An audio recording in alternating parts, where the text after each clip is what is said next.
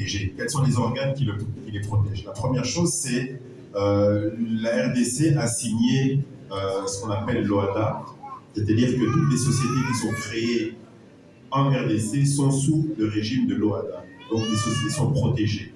Également le tribunal de commerce et en cas de problème qui pourrait aller encore au-delà, encore le tribunal de grande instance. Donc, créer une société au Congo, oui, on est protégé.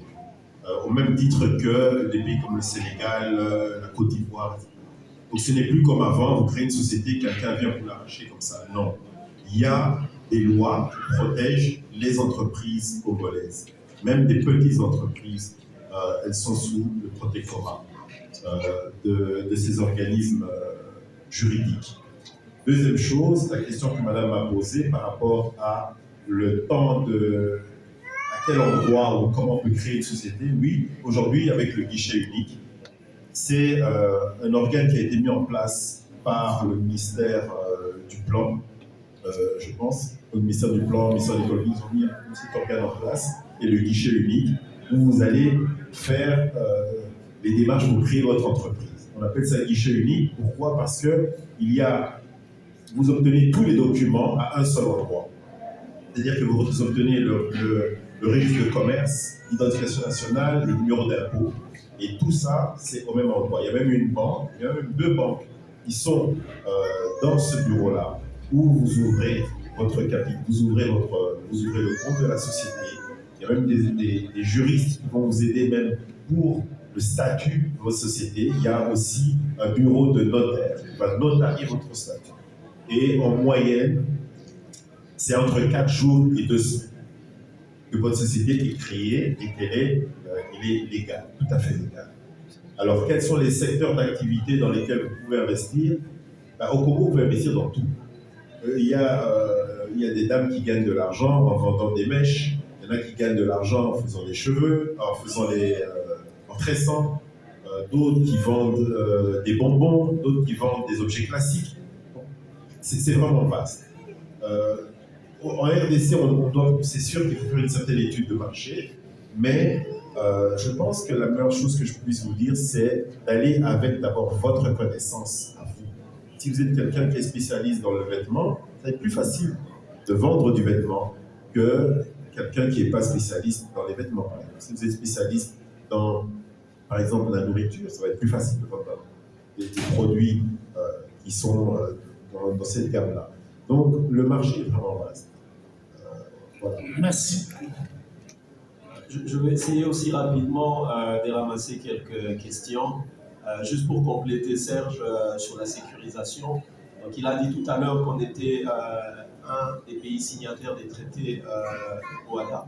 Et donc, on a même un cours d'arbitrage au niveau d'Abidjan qui peut vous prendre en charge aussi les instances de premier et de deuxième degré qu'on appelle en RDC n'y arrive pas. Donc, vous êtes protégés. Ce que je voudrais rajouter, c'est que sécurisez vos contrats aussi. Quand vous écrivez vos statuts, quand vous signez des contrats avec l'État ou des partenaires, faites-vous accompagner par des avocats. Parce qu'aujourd'hui, ce qui se passe, c'est que les gens rédigent eux-mêmes leurs contrats sans prendre les sécurités qu'il faut. Mais on parle des millions de dollars. Après, quand ils les perdent, ils mettent sur la tête du président de la République. Non, vous êtes un privé. Mettez des moyens, sécurisez-vous. Ça, c'est important. Alors, sur la question de l'information, moi, j'aimerais vous retourner la question. Combien de personnes ici suivent, par exemple, régulièrement le site de l'Agence nationale sur la promotion des investissements? Combien de personnes? Combien de personnes suivent le site de la FEC, par exemple, pour voir les... Toutes les informations que j'ai données tout à l'heure sur des nouvelles lois, sur les opportunités, sont sur ces sites-là. J'ai vécu ici en Europe, donc je sais que la plupart de nos frères, de nos mamans, passent leur journée à suivre la musique. Excusez-moi de le dire, ou des théâtres, ce genre de choses, c'est très bien pour la culture. Mais il faut faire plus sur le RDC ou RDC. Il faut aller lire, il faut chercher l'information. L'information, elle est disponible. Et ça me rappelle ce que quelqu'un disait. Si on veut cacher une information à un Africain, il faut le mettre par écrit.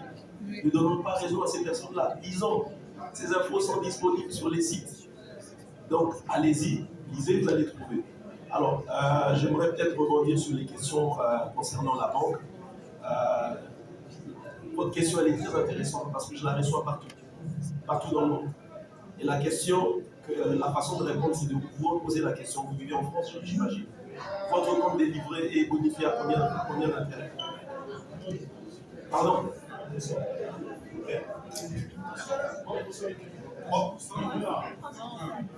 3%, c'est beaucoup, monsieur. C'est très élevé, c'est pas possible. Oui. Moi j'ai un compte de livre en Belgique, je sais que c'est pas ces taux-là. C'est pas la question que j'ai posée. Non, je vais y arriver. On va y arriver. Non, parce que ça, c'est une digression, ça. Non, je vais y arriver. Vous allez comprendre pourquoi. C'est une digression. Parce que d'accord. Laissez-moi finir. La question est... Vous avez posé votre question. Laissez-moi finir. Merci beaucoup. Et puis, si je ne réponds pas à votre question, vous allez me dire, je vous ai laissé poser votre question. Donc, soyez patient. Soyez patient. J'y arrive. Le taux d'intérêt, c'est comme le prix des marchandises. Il y a une structure. Ça veut dire quoi? Ça veut dire que dans le taux d'intérêt qu'un banquier vous met, il y a 3 grandes parties. Retenez-moi et suivez-moi. La première partie, c'est le coût commercial de ces ressources. Vous le savez, les banques travaillent avec des dépôts des autres. Donc, ce que le déposant, votre voisin qui vient mettre dans ma banque, me demande comme intérêt, ça va jouer sur la structure de mon compte. Et donc, si vous, en Europe, quand vous déposez, vous demandez que 0,5 et qu'à Kinshasa, quelqu'un me demande 5%, ça ne peut pas être pareil. Et je vous informe aujourd'hui que le taux moyen des DAT, des dépôts à terme, en RDC, sont de 5%. Le taux moyen des comptes d'épargne est de 3%. Vous pouvez vérifier cette information, même avec la Banque centrale. Ça, c'est juste la première composante du taux d'intérêt. Deuxième composante, c'est le coût réglementaire. Vous savez que dans tous les pays du monde, il y a une réglementation et qui fixe des montants aux banques. En tant que régulateur, ici on a la commission bancaire, regardez ici on a la Banque centrale. C'est-à-dire que tout dépôt que je garde dans mes livres, je dois payer quelque chose à la Banque centrale. Au titre de frais de contrôle. Et c'est 0,6%. Et au-delà de ça, il y a un autre coût réglementaire, c'est que tout dollar que je détiens, je dois constituer une réserve obligatoire à la Banque centrale, au-delà des frais de contrôle. Et c'est 12% des montants que je constitue. Et ça, c'est des infos que vous n'avez pas, je vais vous dire. Troisième composant, c'est le coût du risque. Le coût du risque en Europe est combien? Pardon? Moins d'1%. Regardez si on parle de 3 à 5%.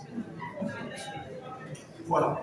Et maintenant, il y a la marge du banquier. Parce que bon, vous imaginez bien que si je dois travailler sur tout ça, si je dois m'habiller quand même, vous donner l'impression que je suis quelqu'un d'aisé, il faut qu'il y ait une marge pour rémunérer mes services. Laissez-moi finir. Quand vous mettez tout ça, je vous dis aujourd'hui, demandez à n'importe quel banquier, même s'il n'est pas découvrant, le taux de base bancaire en RDC est de 6 à 7%.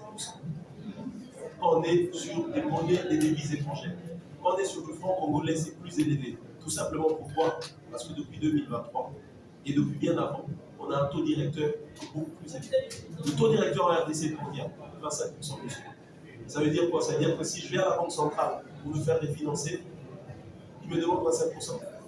Au moment en Europe et aux États-Unis, c'est 2-3%. En fait, ce que vous ne comprenez pas, c'est les manières dont on fait que vous ayez ces crédits à 17%. Voilà. Ça ne pourrait pas être possible d'être moins élevé. Si vous voulez que les crédits soient moins élevés, tout le monde doit y travailler. C'est-à-dire, moi, le banquier, j'ai fait baisser ma marge. Là où je mets 2%, je dis je vais prendre 1%. Mais le plus gros, c'est vous. Vous demandez 5%, là où en Europe, on demande 2%. Baissez, laissez-moi finir, baissez ça, et vous aurez un moins cher. Et après, on va regarder la Banque centrale, on va dire, en tant que régulateur, vous voulez promouvoir l'économie et le financement, baissez également. Et là, on aura tous, là, on aura tous fait cet effort. Par contre, je vais faire maintenant une digression. Vous savez, les taux de rentabilité des business au Congo, c'est combien en moyenne? Le minimum, non, mais je vous aide dans la réflexion, ça aide tout le monde. Mais la TVA, c'est pas la banque, c'est l'État. La TVA, c'est l'État. La TVA, c'est le ministère des Finances. On peut avancer parce que le taux de rentabilité moyen, laissez-moi finir, le taux de rentabilité moyen dans des business en RDC, si vous choisissez bien votre business, vous êtes au-dessus de 20%. En Europe, c'est combien? Donc ça veut dire que même si vous avez un taux d'intérêt à 10-15%, vous pouvez aujourd'hui faire un business, emprunter de l'argent et dégager une rentabilité qui couvre ce coût de crédit et qui vous donne une marge. Voilà, merci beaucoup. Bien votre business. Merci beaucoup, M. Joël. Donc on va finir avec voilà, M. Claude Malo. Moi, bon, ça c'est un banquier qui a parlé, un vrai banquier. Hein. Moi, je suis un homme d'affaires et on est toujours flué avec les banquiers. En fait, Ce qu'il est en train de dire, il a dit quelque chose que je veux le rejoindre. Voilà pourquoi nous avons créé la Chambre de commerce. Et on a besoin de vous. Les Congolais, comme il a dit, vous ne lisez pas, vous ne voulez pas apprendre. C'est pour cela, moi, j'ai pris mon argent, je suis en train de tourner pour sensibiliser. Je suis en train de vous dire ceci, mon frère.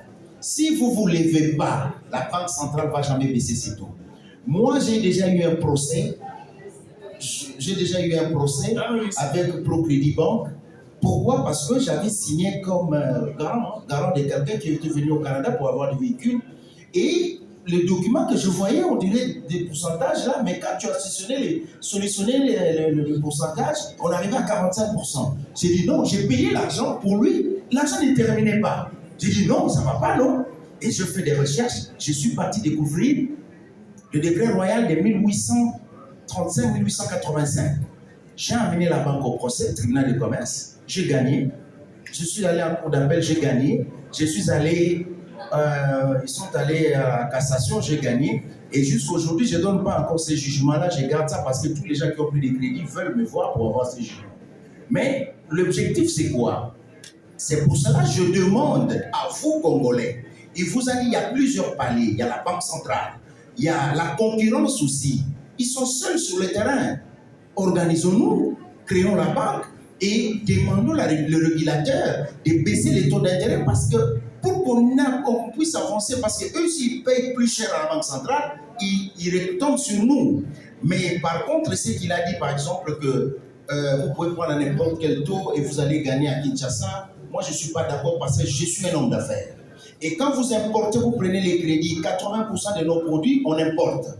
Et quand vous importez chez nous, on n'a même pas le port en eau profonde, c'est-à-dire votre conteneur va attendre un peu plusieurs jours selon le bon vouloir de certaines personnes à Pointe-Noire pour que ça arrive à Matadi. Si vous avez emprunté 100 000 $, le temps que ça arrive à Matadi, vous avez tapé déjà 4 à 5 mois, mais vous remboursez déjà la banque. Et quand vous allez commencer à vendre et vous n'arrivez pas à répondre, votre argent que vous avez emprunté sont partis en remboursement, quand vous vendez et puis après, on vous prend votre maison.